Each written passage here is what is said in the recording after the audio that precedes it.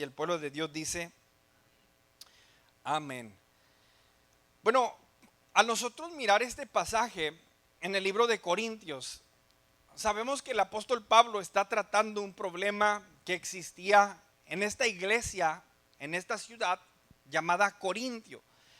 En la antigüedad, nosotros a veces miramos las cosas como se están poniendo y decimos, wow, ¿verdad? Vamos, y las cosas se están poniendo, decía mi padre, color de hormiga, o se están poniendo, ¿verdad? Difícil, pero el mundo es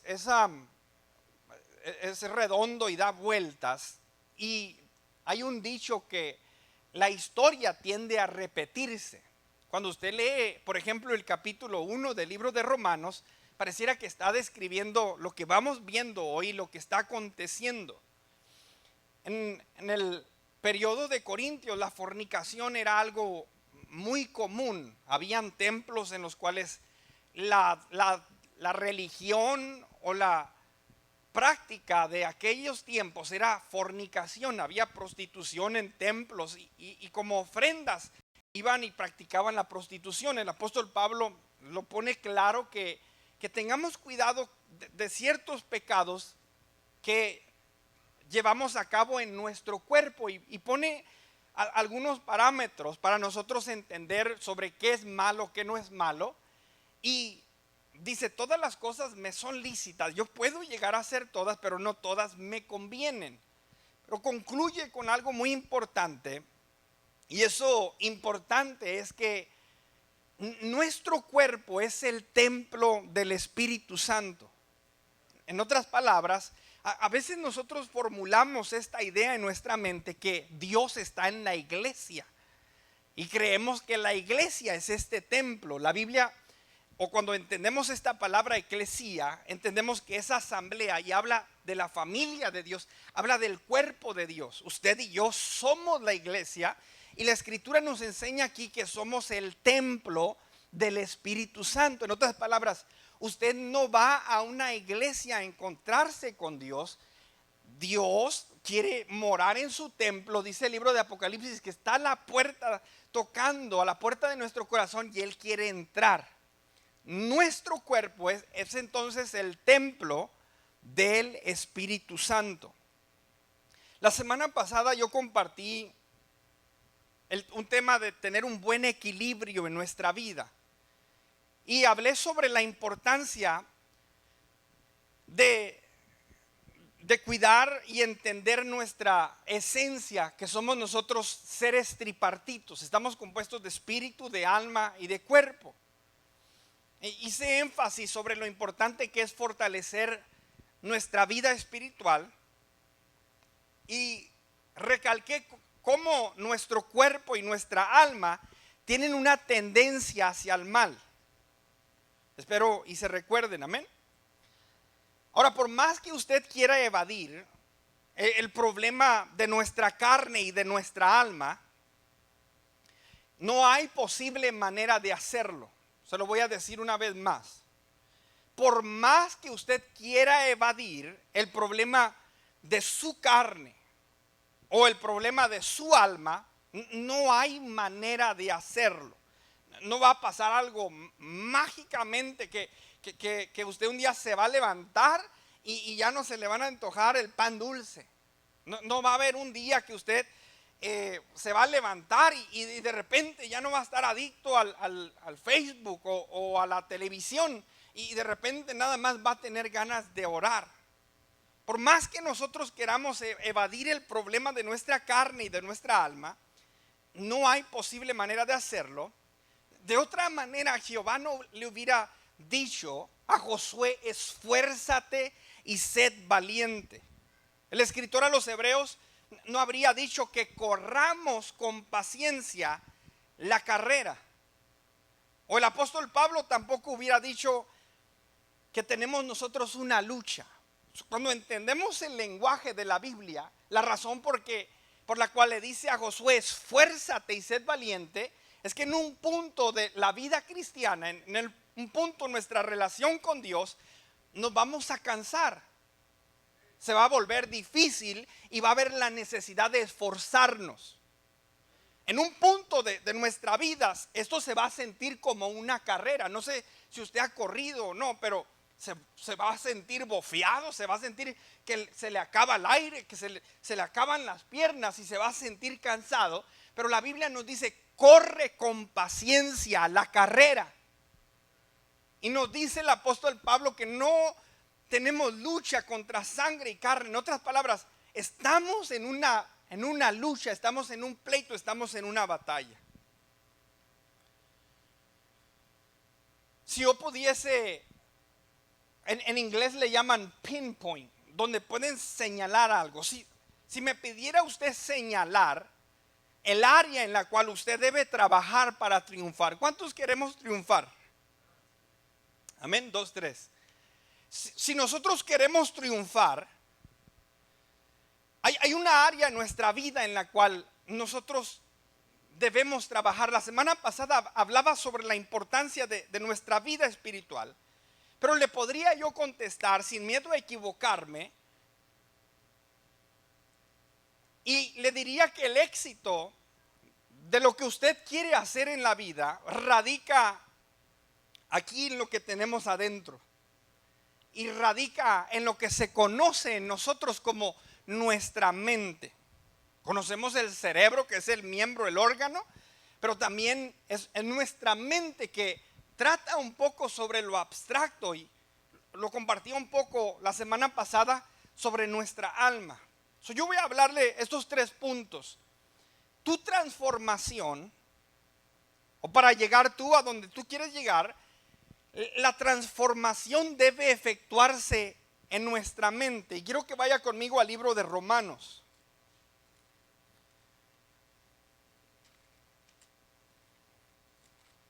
Dice un gran maestro del cual hemos aprendido mucho en el liderazgo, lo dice Dean, que hay una distancia grande entre lo que nosotros sabemos y lo que nosotros hacemos. El problema de muchos creyentes es que saben mucho pero hacen poco. Y no se trata de qué tanto tú sabes, se trata más de qué tanto tú haces. Romanos capítulo 2 es un capítulo citado muchísimas veces, pero contiene una información que si realmente la ponemos nosotros en práctica, vámonos a nosotros a cosechar los frutos. Dice el versículo 1, así que hermanos, les ruego por las misericordias de Dios. ¿Con quién de ustedes ha sido misericordioso Dios?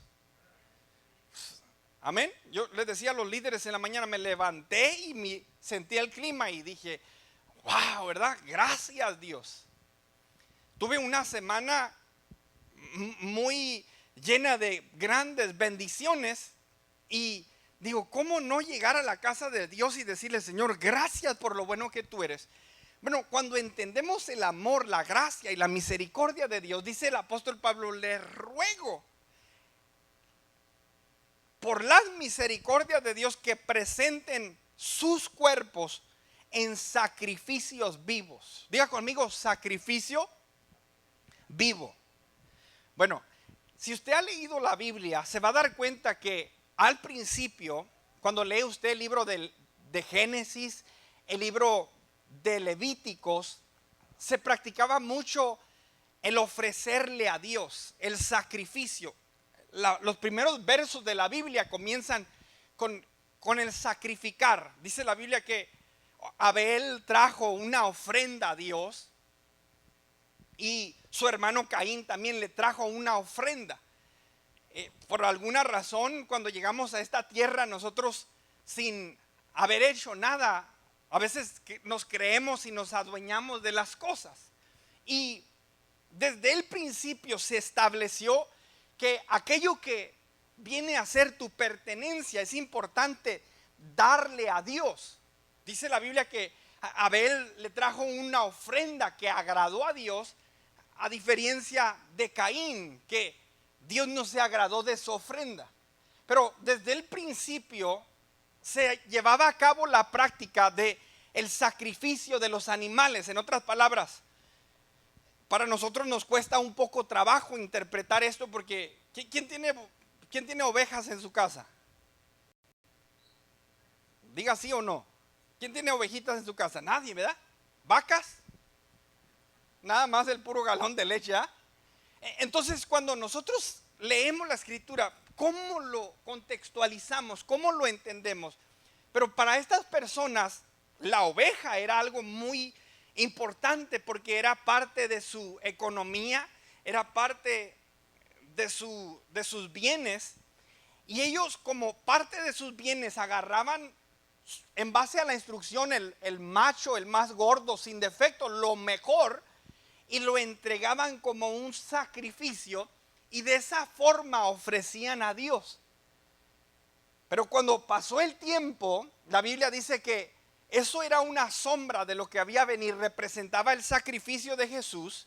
Y ahora que estamos en el tiempo de la gracia, la Biblia nos enseña, el apóstol Pablo le dice a los romanos: nosotros podemos seguir sacrificando, pero ya no sacrifica animales, ya no sacrifica ovejas, ya no debe hacer esos tipos de sacrificios, pero dice: presenten sus cuerpos en sacrificio vivo.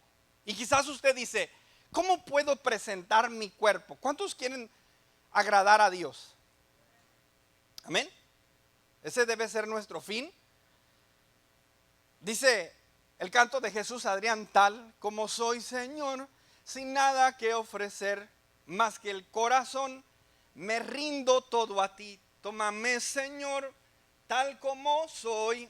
Y empieza a hablar de cómo ha recibido todo de Dios, pero le puede dar a Dios su corazón. Pablo dice que nos presentemos a Dios como sacrificios vivos. En otras palabras, usted puede seguir entregando ofrenda, usted puede seguir sacrificando para agradar a Dios, pero ahora el sacrificio es su cuerpo.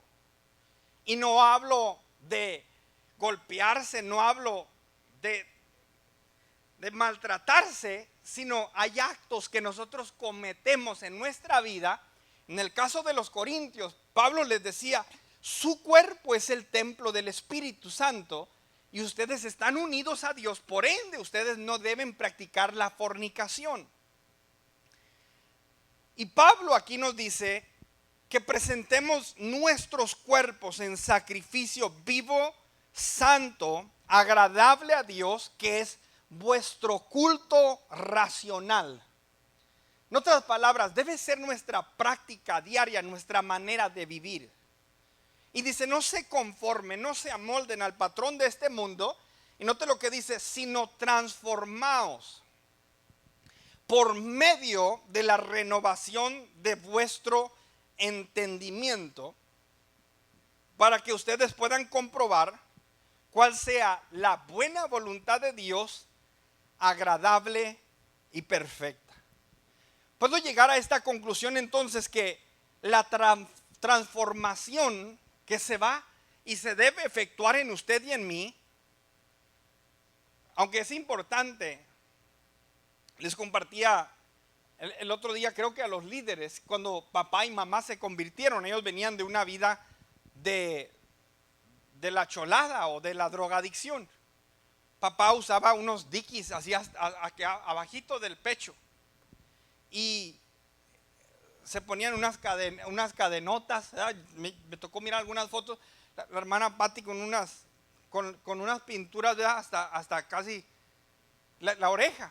Y ellos llegaron así a la iglesia, llegaron a la casa del Señor, y platica como testimonio que cuando llegaron, la iglesia no los rechazó, la iglesia no los empujó a cambiarse de ropa. Y con el tiempo ellos empezaron a mirar, bueno, las mujeres, ¿verdad?, se visten así y ellos solos, poco a poco hubo una transformación en su vestimenta. A veces podemos llegar del mundo y tener una forma de hablar con groserías, maldiciones, etcétera, y conforme va pasando el tiempo, vamos nosotros cambiando nuestro vocabulario, y todo eso es importante. Pero si hay algo que debe cambiar en nosotros, debe ser nuestra manera de pensar, debe ser nuestros pensamientos y debe ser nuestra mente. Pablo dice: entreguen sus cuerpos como un sacrificio, como una ofrenda viva. Transformen su manera de pensar, no se amolden al patrón de este mundo. Glorifiquen a Dios en sus cuerpos.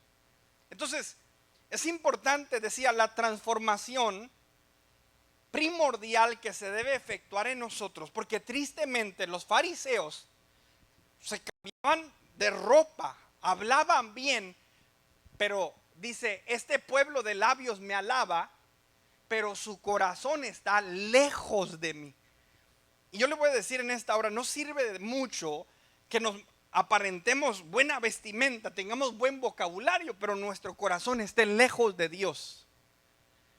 Necesita efectuarse un cambio en nuestra manera de pensar, en nuestra mente. Transfórmense, y ya lo he explicado muchísimas veces, que esta palabra quiere decir metamorfosis, y de ahí viene el proceso que surge en la oruga, ese gusano feo, y se convierte en una mariposa. Es un proceso de la vida de la mariposa. Y Pablo dice que haya ese proceso en ti para que entonces tú puedas ser un sacrificio vivo, agradable a Dios.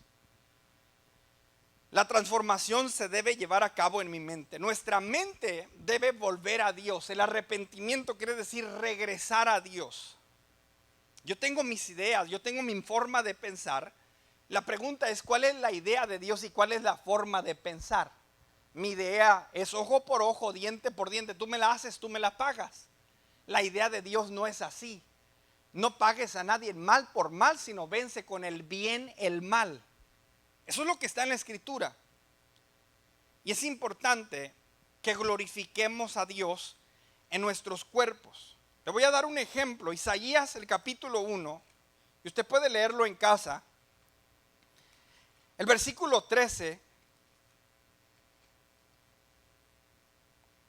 En una ocasión, el pueblo estaba tan acostumbrado a lo religioso. Bueno, es el día, ahora toca. Pueden hacer una apariencia religiosa. Pero Jehová mira por encima de eso y puede atravesar y puede conocer nuestros pensamientos. Le dice al pueblo, al religioso, dice, no me traigas más vana ofrenda. El incienso me es abominación. Luna nueva y días de reposo, que eran los días cuando se celebraba algo a Dios. Dice, y el convocar a asamblea, cuando ustedes se juntan, no lo puedo sufrir. Estas son las palabras de Dios. Son iniquidad vuestras fiestas solemnes, sus lunas nuevas y sus fiestas solemnes las tiene aborrecidas mi alma. Me son gravosas, cansado estoy de soportarlas.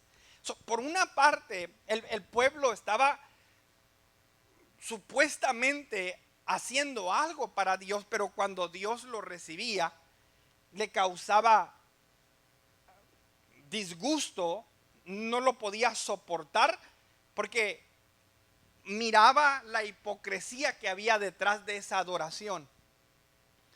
Entonces es importante, decía, glorifiquemos a Dios en nuestros cuerpos, en nuestra forma de ofrecer, y démosle a Dios lo que realmente le agrada. Entonces, ¿dónde se lleva a cabo su transformación y mi transformación? Se lleva a cabo en nuestra mente, se lleva a cabo en nuestra forma de pensar. Vaya conmigo al capítulo 13 del libro de Números. Números, el capítulo 13.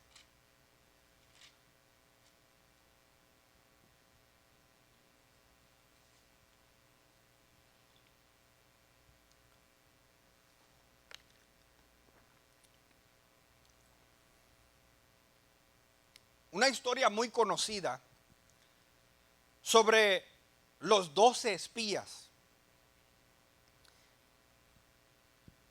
Dice la escritura, y Jehová habló a Moisés en el versículo 1 y le dijo, envía tú hombres que reconozcan la tierra de Canaán, la cual yo doy a los hijos de Israel. No voy a leer toda la historia, pero le encargo mucho, léalo usted en casa. ellos estaban en una parte en su vida donde estaban en frontera de poder entrar, salir del desierto y entrar al lugar de bendición. Esto representa las etapas que nosotros tenemos en nuestra vida.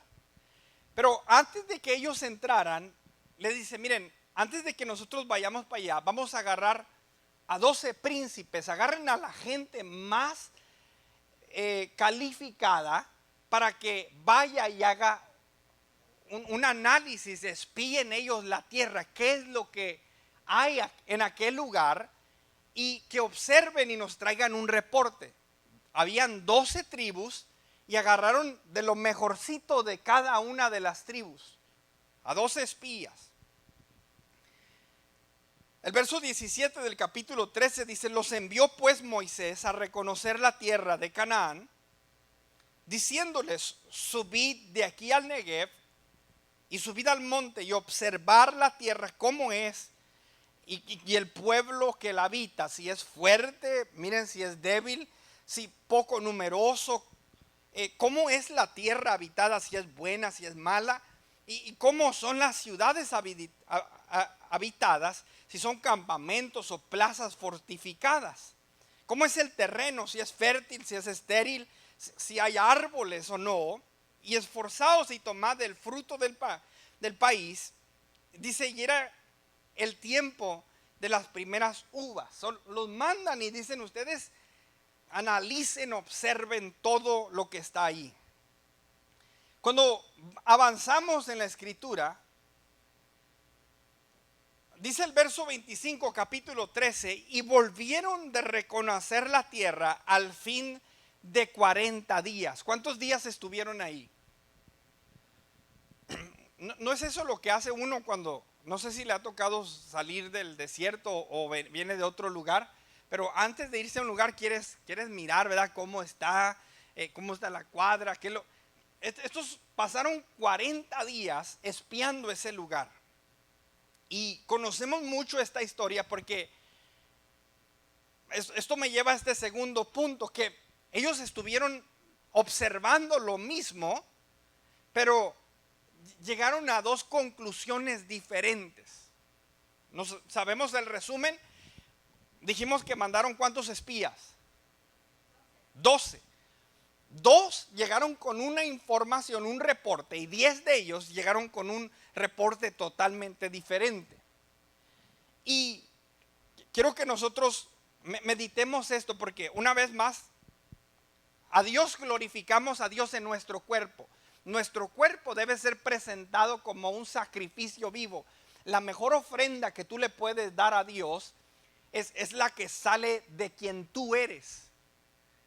No hay dinero, no hay obra que usted pueda hacer, sino nuestro cuerpo realmente es el sacrificio vivo. Si usted tiene una mente negativa, si usted tiene una mente llena de incredulidad, téngalo por seguro que así como en el libro de Isaías, dice la Biblia que dice, les tiene aborrecidos mi alma, no lo puedo soportar. Cuando llegaron los discípulos, los apóstoles, y le dijeron, no pudimos sacar ese demonio, la respuesta de Jesús fue, insensatos, incrédulos, generación incrédula, ¿hasta cuándo he de soportarlos? ¿Hello? Si hay algo que a Dios no le gusta es la negatividad y que usted sea alguien que no cree en el poder y lo que Dios puede hacer. Miramos aquí en la escritura, ¿cuál fue el reporte de estos hombres? Regresaron después de los 40 días, el verso 26, y dice, y anduvieron y vinieron a Moisés y a Aarón y a toda la congregación. Ahí vienen los 12, después de 40 días. El verso 27, y les contaron diciendo, nosotros llegamos a la tierra a la cual nos enviaste, la que ciertamente fluye leche y miel, y este es el fruto de ella. Ellos traían fruta con ellos. O sea, el fruto está bueno. No sé si usted ha mirado los frutos de almolonga. Mira unas zanahorias grandes, uvas. Nos tocó ir a Guatemala y la fruta es mucho más grande que lo que nosotros miramos aquí. El fruto sin duda es bueno. Verso 28, más el pueblo que habita aquella tierra, fíjense bien, ya empiezan a hablar el reporte de lo que miraron.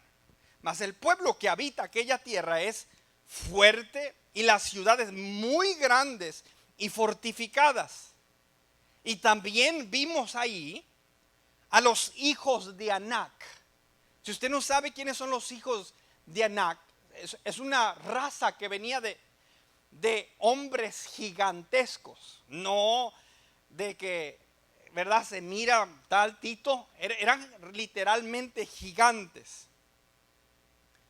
Verso 29, Amalek habita el Negev y empieza a decirle, estos están aquí, estos están allá. En el verso 30, entonces Caleb, dijimos que eran ¿cuántos espías? 12. 10 se juntaron y llegaron al mismo acuerdo, y 2 de ellos, que era Caleb y era Josué, ¿sí? Y llegaron con un reporte distinto, un reporte diferente. Mientras están hablando ellos, sí, son lugares fortificadas, está grande y hay gigantes ahí. Pero dice el verso 30, entonces Caleb hizo callar al pueblo delante de Moisés y dijo, subamos luego y tomemos posesión de ella, porque más poderosos somos nosotros que ellos. Verso 31, más los varones que subieron con él dijimos que eran 12, los que iban con él dijeron, no podremos subir contra aquel pueblo porque es más fuerte que nosotros. Aquí miramos la división, fíjese bien. Dos de ellos están diciendo, let's go for it, vámonos. En otras palabras, conocemos que con nosotros está Jehová, sí la vamos a hacer, está bien el terreno, está bien el fruto, hay retos, hay gigantes, pero nosotros vamos a salir adelante. El otro grupo dijo, es el grupo pesimista, es el grupo que siempre saca la peor conclusión. Y dijeron, no vamos a poder. ¿Aló? Leemos la escritura, verso 31, más los varones que subieron con él dijeron, no podremos subir contra aquel pueblo porque es más fuerte que nosotros. Y hablaron mal entre los hijos de Israel de la tierra que habían ido a reconocer, diciendo, la tierra por donde pasamos para reconocer es tierra que traga a sus moradores, y todo el pueblo que vimos en medio de ella son hombres de gran estatura. También vimos ahí gigantes, hijos de Anac, raza de los gigantes, y éramos nosotros a nuestro parecer como langostas, y así les parecíamos a ellos. De estar escuchando a los príncipes, a los 10 con este resultado negativo, el capítulo 14 verso 1 dice, entonces toda la congregación, dice, gritó.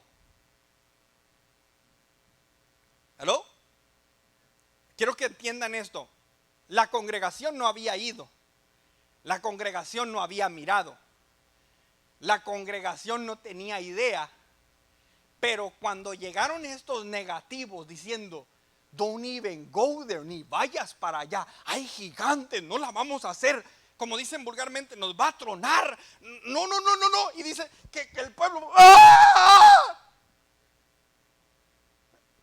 Ni siquiera han mirado, ni siquiera saben, y parece ser a veces nuestra mentalidad, que una fiebre, una calentura, un dolorcito aquí, y ya llegamos a la peor conclusión. Ya estamos comprando el terreno, ya andamos comprando el ataúd porque ¡ah! Ya me voy a morir.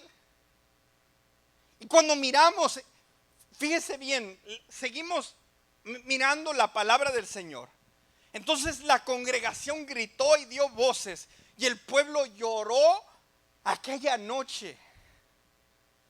Óigame, hermano, ¿están llorando?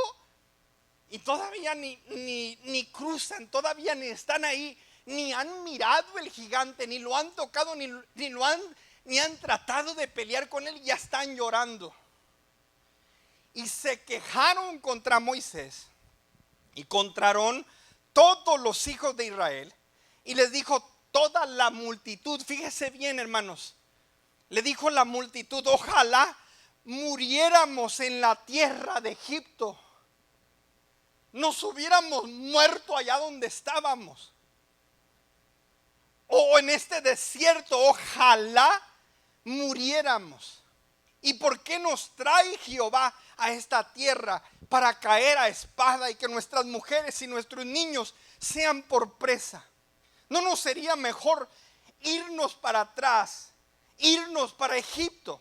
Y decía el uno a otro: designemos un capitán y volvámonos a Egipto. ¿Sabe qué les esperaba a ellos en Egipto?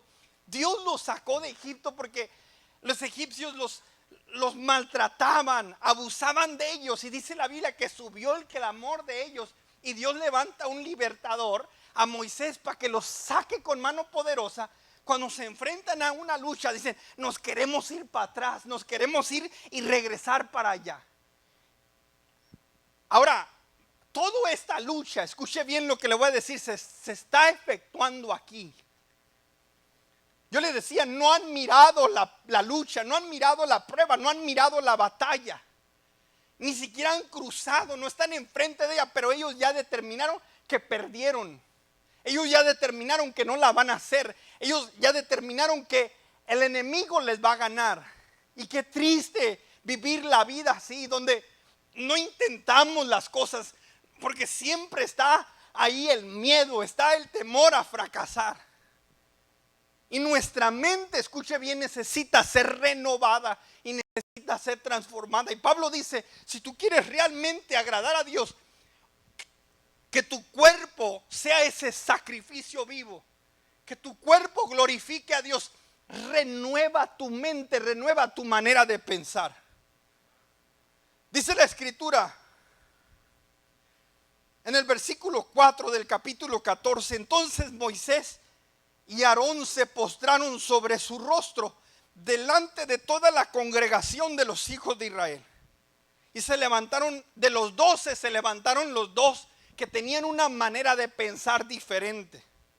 En el versículo 6 dice: Josué, hijo de Nun, y Caleb, hijo de Jefón, que eran de los que habían reconocido la tierra, rompieron sus vestidos. They couldn't believe it, no lo podemos creer. O sea, esta gente está llorando, esta gente tiene miedo, ni siquiera ha ido, pero por el reporte de los 10 les han infiltrado miedo y les han infiltrado temor.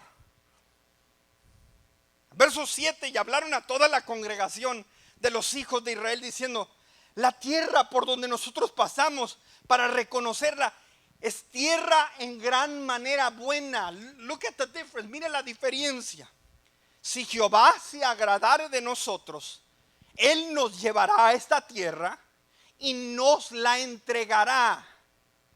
Note bien, tierra que fluye leche y miel. Por tanto, no seáis rebeldes contra Jehová, ni tengan miedo al pueblo de esta tierra, porque nosotros, fíjese bien, nosotros los comeremos como pan. Ahora, le voy a decir esto una vez más. Los negativos dijeron: a nuestro parecer, o sea, cuando yo me miré frente al espejo, miré un chapulincito, y así les parecíamos nosotros a ellos. Pero aquí está otro que tiene una mentalidad diferente, que miró lo mismo, que anduvo por lo mismo, y dijo: conmigo está Jehová y yo me los voy a comer como pan. No sé cómo usted agarra el pan Bimbo, hermano, pero yo los Twinkies los hago pedazos. ¿Hello?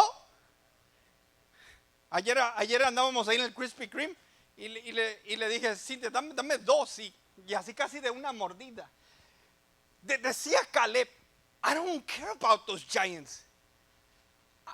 I'm gonna eat them. Yo me los voy a comer como pan. Y dice: no seáis rebeldes contra Jehová, ni tengan miedo de esta tierra, porque con nosotros, dice, no seáis rebeldes contra Jehová, ni temáis al pueblo de esta tierra, porque dice, porque nosotros los comeremos como pan.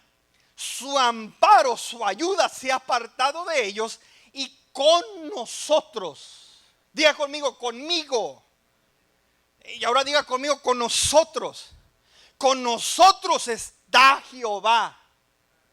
Oh, hermano, no sé si usted entiende o ha tenido esa revelación. Pero si Dios está con nosotros, dice la palabra, ¿quién contra nosotros? Cuando pases por los fuegos, cuando pases por las aguas, dice que Él ha prometido estar con nosotros todos los días hasta el fin del mundo. ¿Cuál es el miedo? ¿Cuál es el temor? Le dice Caleb, con nosotros está Jehová, no les tengan miedo. Entonces toda la multitud aplaudieron y dijeron, no, dice que toda la multitud habló de apedrearlos. Pero la gloria de Jehová se mostró en el tabernáculo de reunión a todos los hijos de Israel.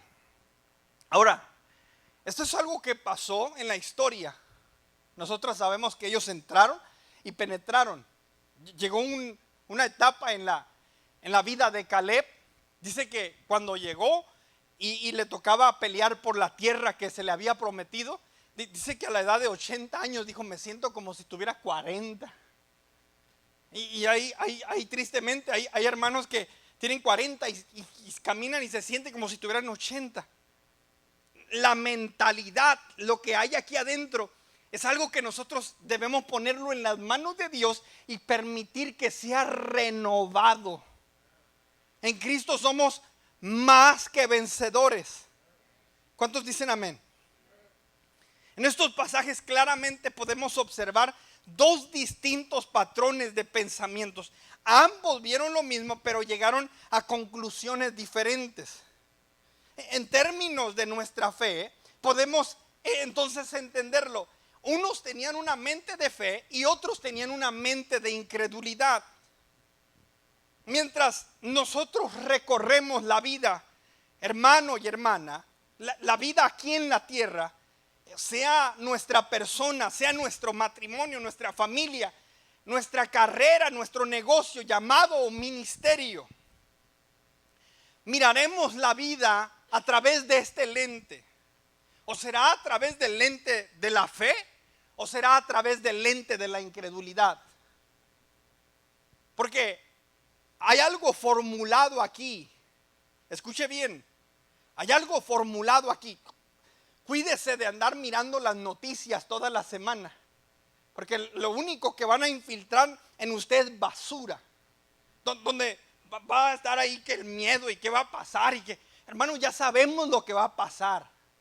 Dice la Biblia que al final vendrá Jesucristo montado en ese caballo blanco, con ese letrero que dice Rey de Reyes y Señor de Señores. Toda lengua va a confesar que Jesús es el Rey.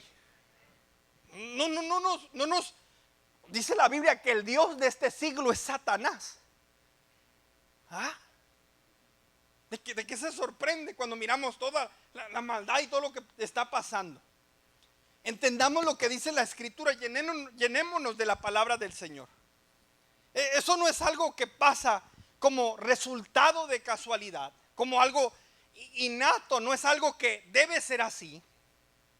Cuando hablamos de nuestra mente, la fe y la incredulidad, es algo que se construye, es algo en lo cual usted debe trabajar. Es el resultado de una relación con Dios, escúchelo bien, y es el resultado de lo que tú alimentas tu mente. ¿Aló? O sea que usted no se va a levantar un día y ahora sí el gigante lo voy a hacer, me lo voy a comer como pan. O no se va a levantar nomás un día y decir yo voy a dudar de todo lo que venga a mi vida. Lo que nosotros nos alimentamos. Empieza a hablar con la comadre y dice, no, cuidado que la vecina se cortó la puntita y se le infectó y le cortaron el brazo y no, hombre, y la llevaron al hospital y a los doctores la mataron y empieza. Y lo único que tiene en su mente son puras conclusiones malas. Cuando se enferma, pues lo único que va a salir de usted es un resultado malo. Pero lea la Biblia, lea la resurrección, lea milagros, el poder de Dios que sanó la fiebre de la suegra de Pedro, que levantaron a aquellos que se habían muerto. Y en vez de estar nada más llegando a una conclusión negativa, llegue a una conclusión de fe. ¿Lo? Es algo que se trabaja. Y decía, el resultado es de nuestra relación con Dios y de lo que nosotros alimentamos nuestra mente. Tu mente es un sofisticado hard drive. No sé si usted conoce las computadoras, pero todo lo que una computadora procesa es algo que han instalado y la han programado para funcionar de una manera. Y en nuestra mente, nuestra vida, desde que usted empieza con su criatura, y si empieza a decirle, eres un tonto y no sabes y no eres un bueno para nada y esto, el otro, aquí nunca vas a aumentar a nada y vas a ser igual que fulano y vas a ser igual que mangano. Eso va a empezar a meter una información en la mente de su hijo, que al rato que se enfrente a un reto, se va a recordar que un día se le dijo a él que él no puede. Pero usted empiece a decirle, usted puede, usted es un más que vencedor. Dios está contigo. Mijo, no hay reto. Todo lo que miramos, lo sofisticado, los edificios, las computadoras, los construyó un hombre. Usted puede hacer lo que usted quiera en la vida si usted se propone. El niño va a sentirse como que hasta puede volar. Pero es información que nosotros metemos en nuestra mente. Quiero cerrar con este último punto. Filipenses capítulo 4, el versículo 8. Filipenses el capítulo 4, versículo 8. Es un pasaje que debemos grabarlo y debemos usarlo como una regla, un estándar en nuestra vida. Le dice el apóstol Pablo a los filipenses lo siguiente: por lo demás, hermanos, todo lo que es verdadero, todo lo honesto, todo lo justo, todo lo puro, todo lo amable, todo lo que es de buen nombre, si hay virtud alguna, si algo digno de alabanza, le dijo, en esto enfoca tu mente, en eso piensa.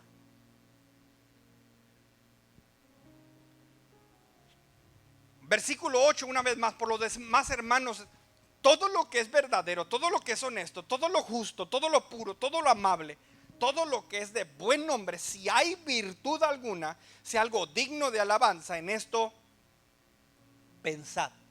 O sea, cuida que en tu mente estas cosas son las que circulan. Una vez más, la computadora, nuestra mente es un sistema. Se ha dicho que si juntásemos todas las computadoras en el mundo, no pueden hacer ni realizar lo que nuestra mente hace. Pero hay información que hemos metido. Decía, puede estar llena de las noticias o puede estar llena de la palabra de Dios. Puede estar llena del testimonio triste y de lo que va a acontecer y las noticias, etc. O puede estar llena de la palabra del Señor. Concentra tu mente en lo puro. Ahora le voy a decir esto, debemos tener cuidado cómo nosotros digerimos las cosas. Hay una palabra que nos dice que retengamos lo bueno y desechemos lo malo. ¿Lo ha escuchado usted? No sé si a usted le gusta el pescado frito, pero a mí me gusta el pescado frito, y cuando me traen un pescado frito, yo le saco bien la carne y dejo las espinas ahí. El pollo, le arranco el pollo y dejo el hueso ahí.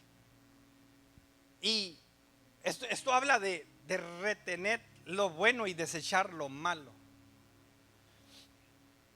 Hoy en día podemos nosotros observar dos extremos. Uno que dice, los pastores, hay gente que dice, los pastores ya no predican la verdad. Y otros dicen, los pastores solo predican mensajes de positividad o mensajes de prosperidad. Pero fíjese bien, entre esos mensajes hay el mensaje que se conoce como la mente positiva. Y también está un mensaje que habla del decretar. Quiero que preste mucha atención, aunque la vida del creyente no debe caracterizarse solamente por estas cosas, y aunque no todo lo que muchos de estos ministros comparten, existen algunos temas dentro de lo que ellos dicen que son verdad. Filipenses, el capítulo 4, el versículo 8, habla de mantener tu mente en las cosas positivas. No lo dijo fulano, lo dice la palabra de Dios. Pablo, inspirado por el poder del Espíritu Santo. En otras palabras, la Biblia nos exhorta a que tengamos una mente positiva. Miramos aquí el ejemplo y el relato de los 10 espías que tenían una incredulidad. Y miramos de estos dos que le creyeron a Dios. El capítulo 4, verso 17 del libro de Romanos nos habla de la fe de Abraham. Dice la Biblia que él creyó en esperanza contra esperanza. Y dice la escritura, hablando del padre de la fe, dice, como está escrito, te he puesto por padre de muchas gentes delante de Dios, a quien creyó, el cual da vida a los muertos y llama las cosas que no son como si fuesen. ¿Sabe lo que quiere decir esta palabra fe? Fe es creer en algo que todavía no ha llegado a la existencia. Dice la Biblia que es pues la fe la certeza. La palabra griega para esa certeza es el papel legal de propiedad. En otras palabras, me pertenece a mí. Yo ya lo recibo, yo ya lo creo con todo mi corazón. No hay ni la menor duda. Yo lo creo y en esa filosofía, en esa mente, en ese caminar yo voy a vivir. Decía Romanos capítulo 4, verso 17, nos habla de la fe de Abraham y nos invita a llamar las cosas que no son como si fuesen. Note bien, hermanos. Vámonos al libro de Números, perdón. Miramos, nosotros a nuestro parecer somos como chapulines y así les parecemos a ellos. Y Caleb dice, nos los vamos a comer como pan. Dos perspectivas. No se los había comido, pero él ya estaba diciendo, esto es lo que vamos a hacer. Lea la Biblia, rodearon la ciudad y se cayeron los muros, hermanos. El conocido salmista David, con la onda, dice que le dio al gigante y acabaron con los de la descendencia de Anac. No es un cuento, fue hecho una realidad. Hoy en día conocemos a una nación que se llama Israel porque dos ancianos, Abraham y Sara, dice que había pasado el tiempo para que ella pudiese concebir y tener hijos. Se rió cuando Dios le dijo, vas a ser mamá. Pero Abraham dijo, prepárate, Sara, porque le he creído a Dios. Y nació el hijo de la promesa, nació Isaac. Y tenemos ahora la nación de Israel. Queremos nosotros agradar a Dios. Escuche bien. Al principio él hablaba de presentarnos como sacrificios vivos. Dice la Biblia, glorificad a Dios en vuestros cuerpos. You don't have to be on this side. No debes hacer el chapulincito que se mira en el espejo. Debes hacer ese Josué, ese Caleb, que dice, conmigo está Jehová. Mi familia va a triunfar. No es algo que a ver qué pasa. Mi familia va a triunfar. Mi matrimonio va a triunfar. Nuestra iglesia va a conquistar. Nuestra iglesia va a alcanzar. Nuestra iglesia va a ensanchar su territorio. Lo vamos a hacer porque Dios está con nosotros. Vamos a alcanzar la juventud de esta ciudad. Vamos a alcanzar a los hombres. Vamos a alcanzar a las mujeres. Vamos a alcanzar porque con nosotros está Jehová. No pienso, no creo y a lo mejor. No. Yo lo creo en el nombre del Señor. Soy sano, dice el canto. Soy libre en Jesús. La mentalidad es diferente. Y yo quiero que mi cuerpo, que mi mente, que mis pensamientos glorifiquen a Dios. Miro yo problemas, miro yo circunstancias, claro que sí. Pero por eso yo me presento a Dios como un sacrificio vivo y un sacrificio agradable. Oh, cuántas veces quiero tirar la toalla, cuántas veces quiero correr, cuántas veces quiero renunciar. Pero no es eso a lo que Dios me ha llamado. Dios me ha llamado a creerle. Y yo no sé de usted, pero yo le creo a Dios. ¿Ah? Yo le creo a Dios. Yo le creo a Dios. Y usted, oye, Dios le invita a hacer lo mismo. No sea del grupo de decir, uy, ya miraste allá, ya miraste los gigantes. Sea del grupo que dice, con nosotros está Jehová.